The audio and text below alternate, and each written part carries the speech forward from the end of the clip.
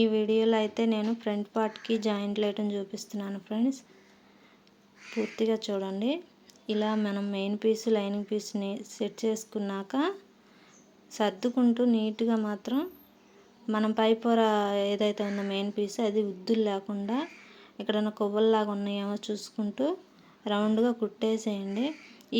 ఇక్కడ మనం జాయింట్ ఏదైతే ఉందో ఆ జాయింట్ మీదే అతుకుపడాల్సిన కాడి నుంచే రానివ్వండి. తర్వాత పీస్ తీసుకొని స్ట్రైట్ పీస్ తీసుకోండి ఫ్రెండ్స్. అప్పుడు కలిపి కుట్టిన తర్వాత ఇలా మళ్ళీ లైనింగ్ లాగా ఇప్పుడు మనం లైనింగ్ మీద ఎలా అయితే వేసామో అలాగే సేమ్ రౌండ్గా కుట్టేసుకొని తర్వాత కట్ చేసుకోండి సమానంగా. సేమ్ రెండో పార్ట్కి కూడా అలాగే సర్దుకుంటూ లైనింగ్ అంతా సెట్ చేసిన తర్వాత ఇలా పీస్ పెట్టేసుకొని స్ట్రైట్ పీస్ ఒకటి జాయింట్ ఇలా వేసుకోవాలన్నమాట. చూడండి ఫ్రెండ్స్.